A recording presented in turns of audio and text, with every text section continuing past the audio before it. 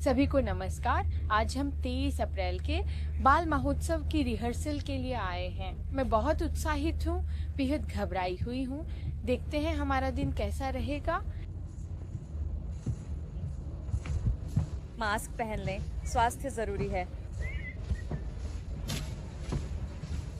माहौल बहुत अच्छा है और यह मुझे और चिंतित कर रहा है। उम्मीद है सब कुछ बहुत अच्छा होगा और ऐसा ही होगा।